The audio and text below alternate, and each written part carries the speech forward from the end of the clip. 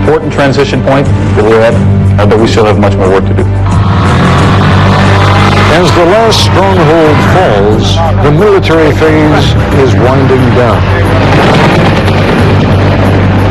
I'm glad it's almost over. I'm ready to go home and see my wife and kids.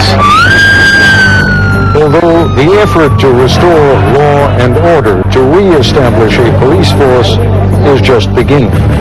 There's a great fear on the Iraqi people that we are here as an occupying force, and that's not the case at all. For 7 POWs, a joyous end to a terrifying ordeal. Couldn't believe they were alive. They couldn't believe that they had escaped. I'm going home. They couldn't believe they were heading back to freedom. Tonight, between war and peace, the first halting steps out of chaos. From ABC News.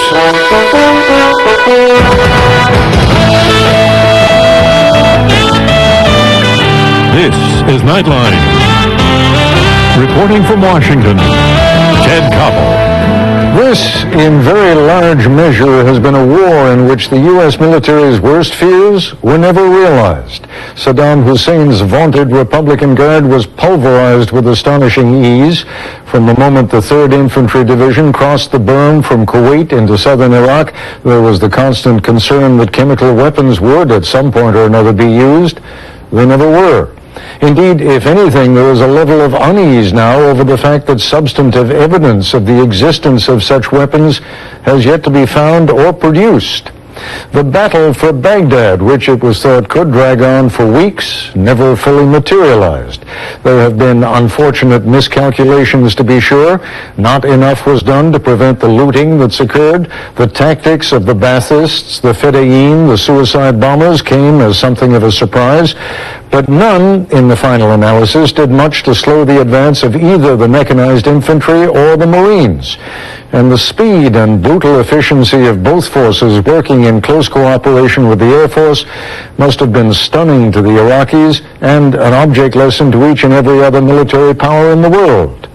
There remained only one major potential obstacle to be overcome from a military point of view, and that was the final stand that Saddam's forces were expected to muster in and around his home base of Tikrit.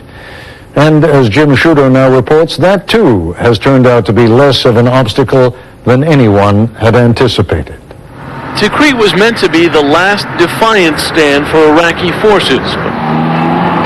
By early afternoon, U.S. Marines were in the very center of the city after only scattered fighting. And the old symbols of Saddam Hussein's regime were just a backdrop.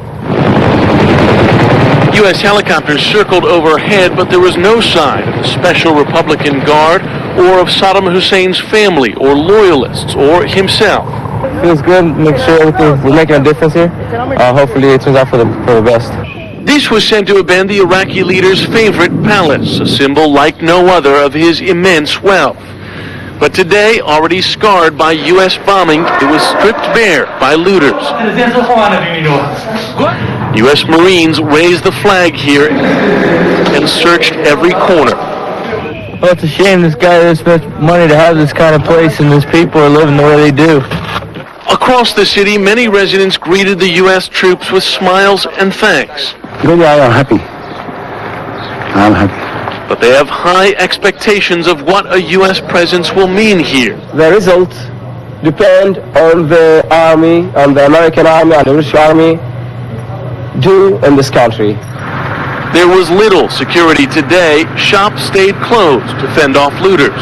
They're welcome, said this man, but only if they bring us peace and security. People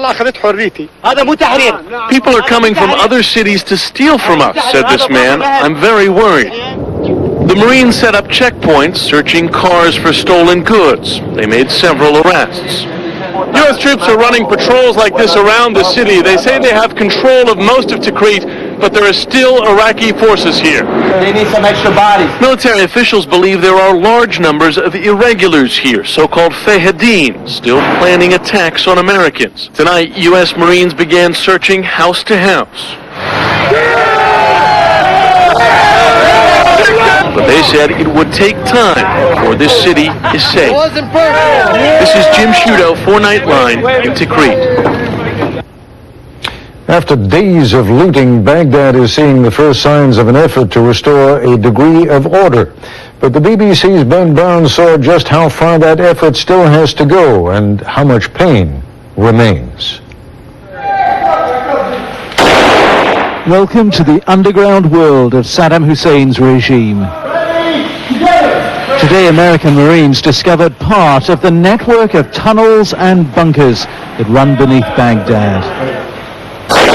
They were searching for members of Saddam's Fedayeen militia who are still on the run. And maybe if the Marines got lucky, Saddam Hussein himself might turn up down here, or even his alleged weapons of mass destruction. I don't know why it's all hidden down here, though. This search may have proved fruitless, but the Americans say they'll keep on looking.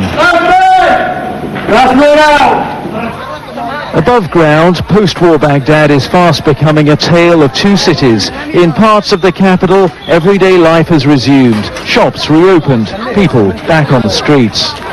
The war here may be all but over, but it's still claiming lives. Ali Ismail Abbas is 12 years old and in unbearable pain. He lost both his arms when his home was bombed. He also lost his mother, his father, and his younger brother. Now Ali himself is dying. His wounds have been infected. He says he needs to go to London for specialist treatment.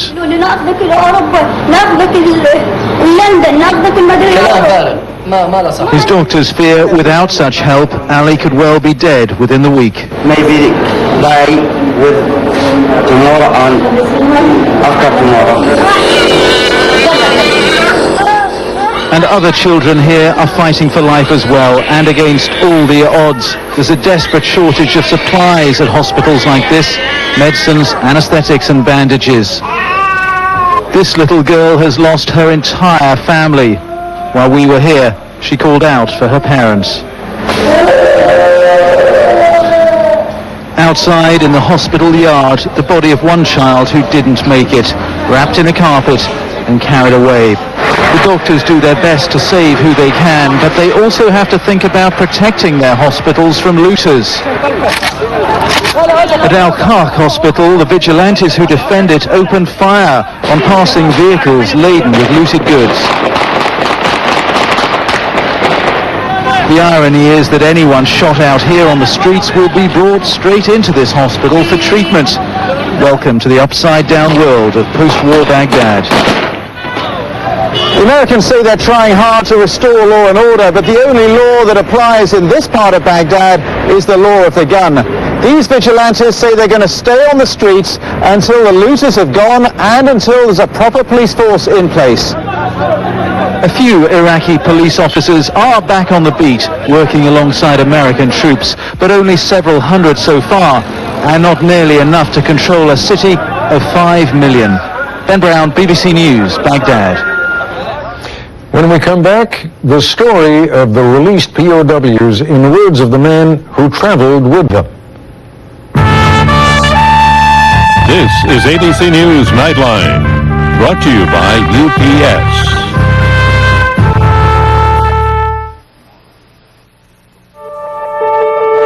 Tomorrow at exactly 6:02 a.m., a cargo jet will fly through this airspace. At 11 a.m., a shipment of soccer cleats will immediately clear customs. And at 1:32 a.m., a critical part will be delivered to this refinery to keep it running. Only one company in the world is synchronized enough to make all these things happen. UPS. Commerce. Synchronized.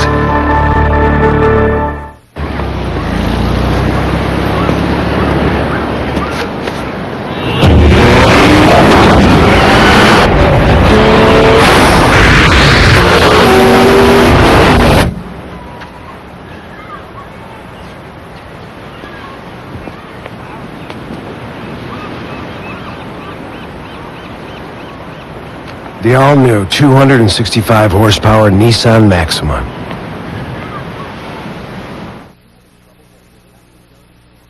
Tomorrow, are you having trouble getting your taxes done or paying them? You're not alone. Why so many Americans are having tax trauma. Tomorrow on World News Tonight.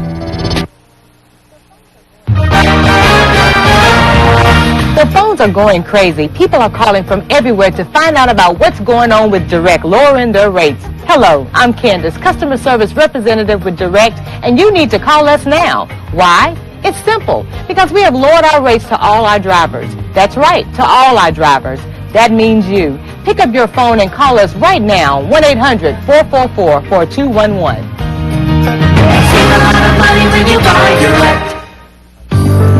Are you over the age of 40, farsighted, and tired of reading glasses? Dr. Ming Wang recently performed a new vision treatment, conductive keratoplasty, a newly FDA-approved non-laser treatment that utilizes radio waves to treat farsightedness and reduce the need for reading glasses in patients over the age of 40. Contact Dr. Ming Wang at 321-8881 or visit www.drmingwang.com.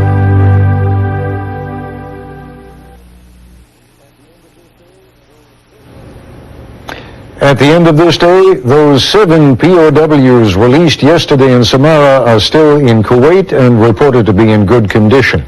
To this point, we have not heard from any of the 7, but we know a great deal of their story because of Peter Baker of the Washington Post. He traveled with the POWs on the plane that took them out of Iraq. Virtually from the minute they were reclaimed by American Marines early yesterday in the Iraqi town of Samarra, 70 miles north of Baghdad, the 7 American POWs were on their way to safety, medical care, and soon a return home. When I saw them, I think they were still a little bit in shock. They couldn't believe they were alive. They couldn't believe that they had escaped. They couldn't believe they were heading back to freedom, back to their families, back to their loved ones. Peter Baker of the Washington Post, embedded with the Marines, was the first reporter to see the former prisoners, who most of us remember from the videotape of their being hectored and interrogated after their capture. What's your name? Sergeant James Riley.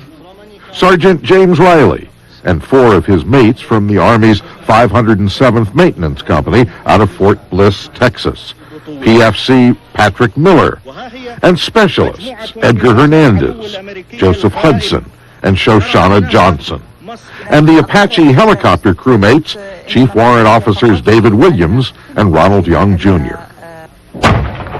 It was during fighting near the city of Nasiriyah in southern Iraq on March 23rd that the quintet from the maintenance company told Baker they had been captured.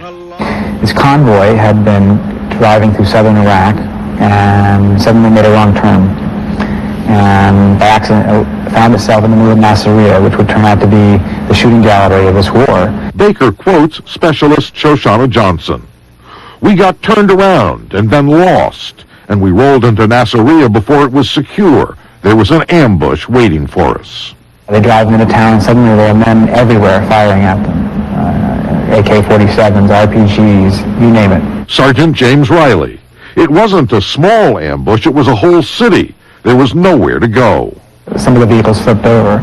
Some of the other ones, the drivers tried to press down the accelerator and keep going. But no matter how far they went, there were more people shooting at them from the front and the back and the right and the left. Private First Class Patrick Miller. It was like something you'd see in a movie. The soldiers tried returning fire, of course. They got off some shots. But their guns were jammed by the sand and the dust of Iraq. And pretty soon they had nothing to fight with. And they had no choice but to surrender. Sergeant Riley. We were like Custer. We were surrounded. PFC Miller. I thought they were going to kill me. That was the first thing I asked when they captured me. Are you going to kill me? They said no. I still didn't believe them. The captives, the Americans, have been moved from prison to house to prison to house. They've been moved all over 7 or 8 times over the last 3 weeks, particularly as the Americans got closer and closer to Baghdad.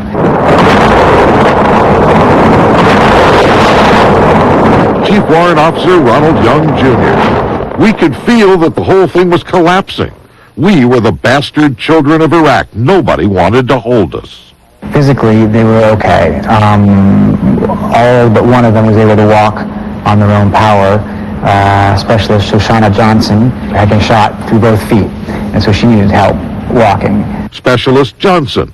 More than once, a doctor said that they wanted to take good care of me to show that the Iraqi people had humanity. there was a dark side to their captivity. Baker says he was told. It started off rough. When they were first captured, they were kicked and beaten. But after that, there was not so much physical abuse, they said. The captors in the first prison were fairly cruel. Chief Warrant Officer David Williams. They beat us a little. One of them had a stick. Ron they kicked and beat. They took a knife and put it to my throat. As they moved on, they seemed to get increasingly sympathetic jailers, people who really probably weren't tied into the regime and probably didn't want anything to do with them. And the last ones, in particular, in this house in Samara, they said, were almost compassionate. They pooled together their own money to buy food and medicine for the Americans. Someone, one of the Iraqi guards or a neighbor, told the Marines where the prisoners were being held. PFC Miller.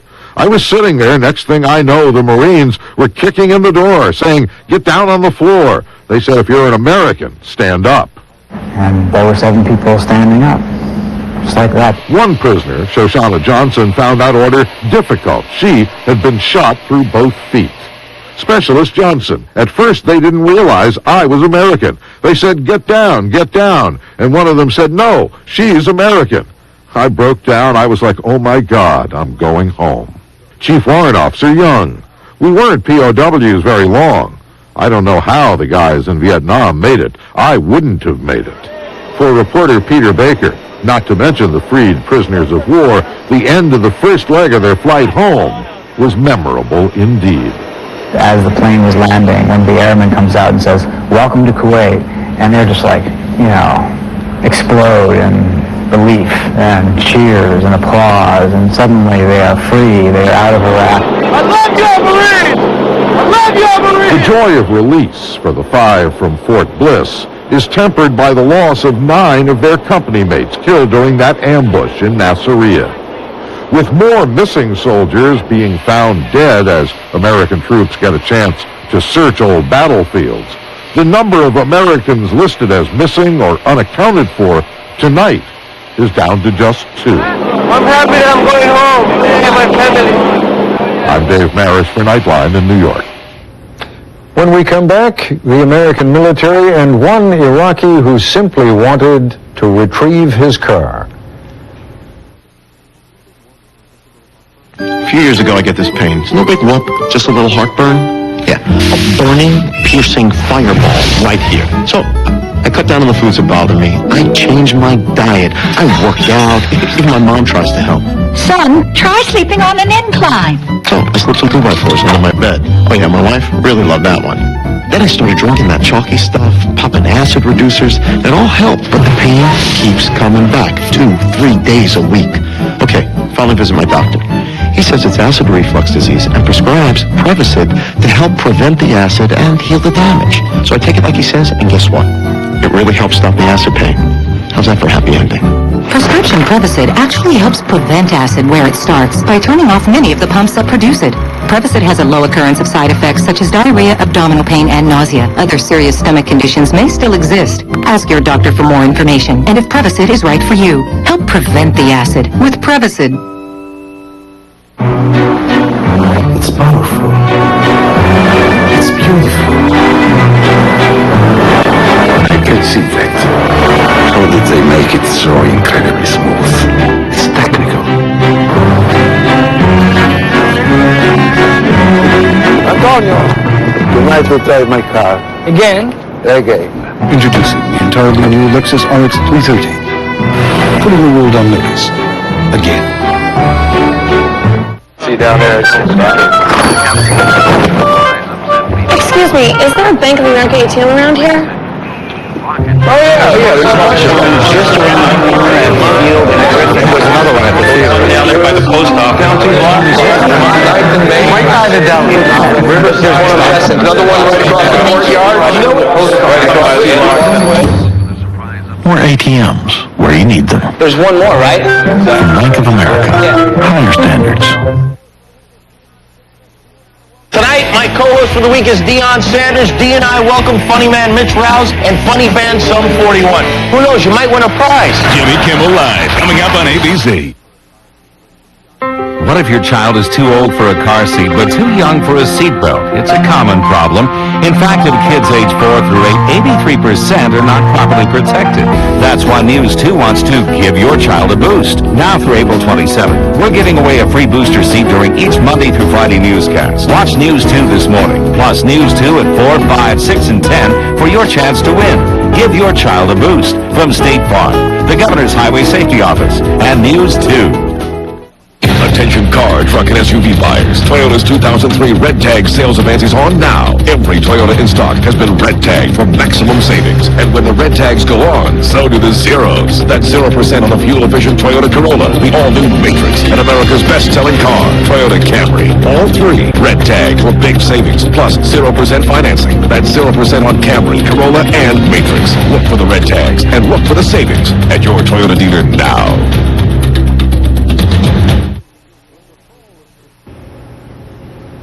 With the fall of Tikrit, the military phase of this war is almost at an end. Now begins the effort to restore order. But as John Donvan reports, restoring order means different things to different people. The story of the looting was a big one, a story of deprivation and greed and anger. But the story of Saad Qatar is a small one, about a guy who just wanted to get back what was his. It is set in southern Iraq. To see the beginning of this story, you need to imagine this now blocked up gate that leads into the port of Qasr in Iraq, with a small group of Iraqi men standing in front of it in the heat, day in and day out, waiting. These Iraqis had ordered cars, used cars, but cars from Abu Dhabi and shipped them here to the port. And on the day they were scheduled to come pick them up, a war started. Guess what happened? In short, they could not get their cars out. The British, who controlled the place, who controlled all the roads in the south, all the checkpoints, all the comings and goings, also controlled the port, and they just weren't letting in these undocumented Iraqi civilians.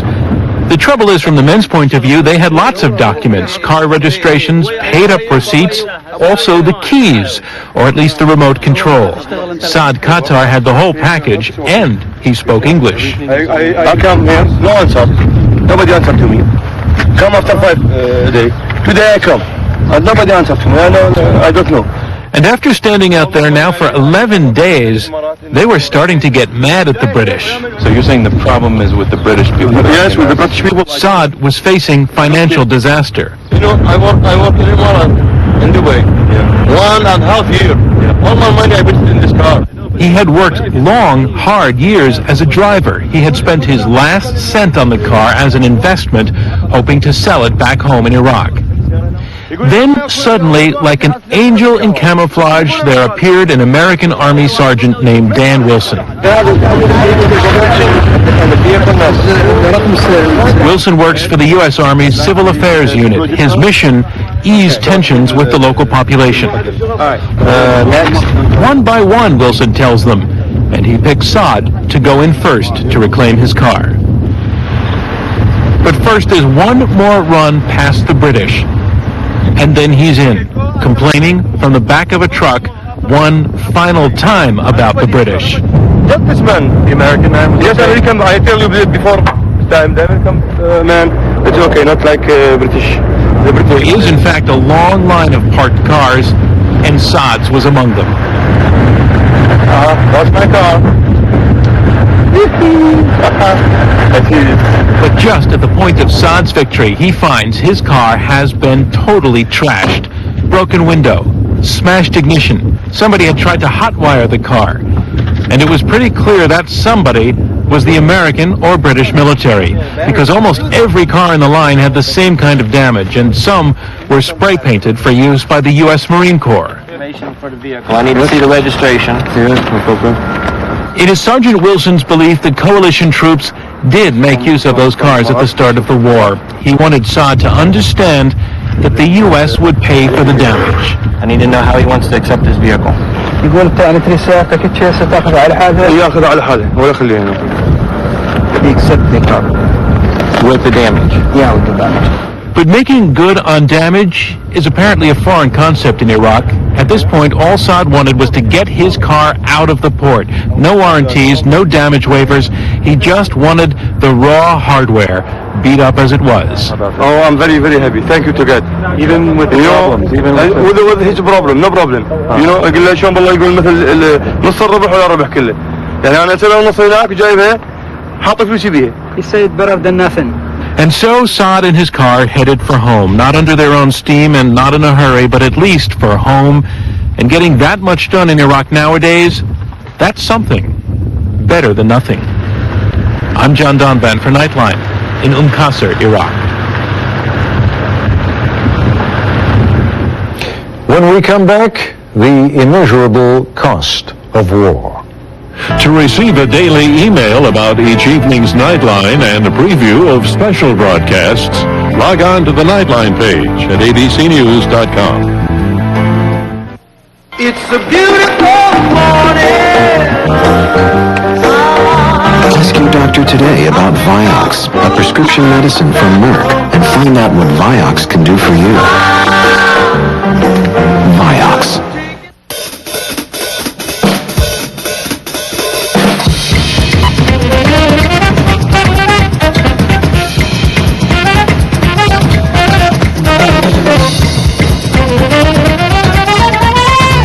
Are you paying too much for shipping?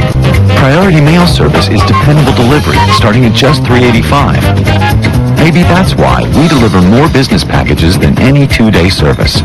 Priority Mail from the United States Postal Service. It's a beautiful morning.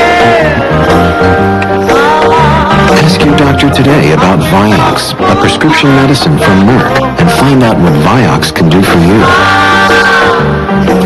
Vioxx. Tuesday, there's one thing sisters should never share. The same boyfriend. 8 simple rules. And why is Jim so overprotective with his wife?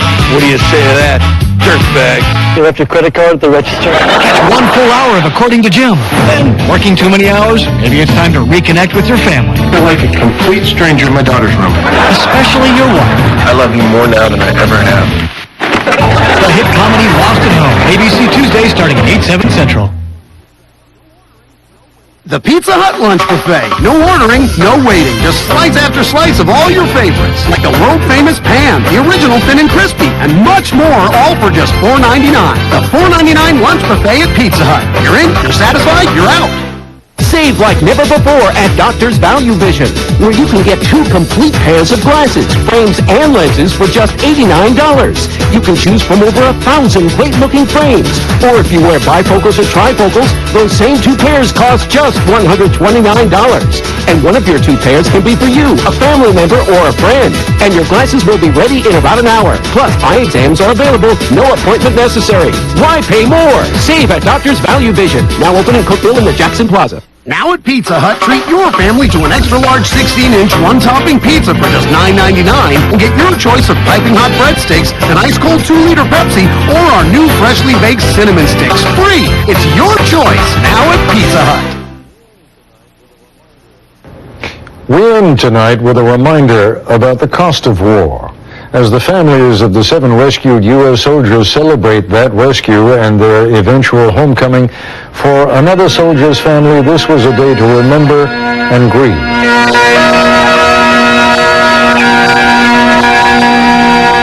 Army Specialist James Keel, 22 years old, was laid to rest today near his hometown of Comfort, Texas.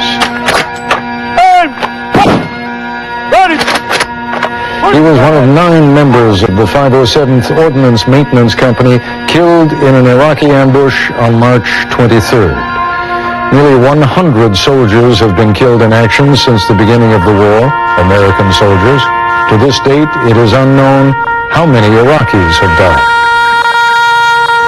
That's our report for tonight. I'm Ted Koppel in Washington. For all of us here at ABC News, good night. In times like these, thank goodness there's still a Nightline. Koppel brings a cool intelligence and perspective. American television MVP.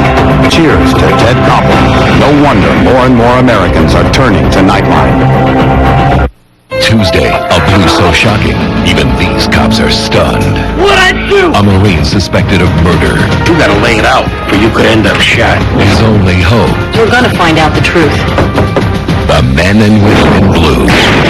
Oh my God. An all-new Blue, ABC Tuesday, 10/9 Central. Viewer discretion advised. News 2 at WKRN.com.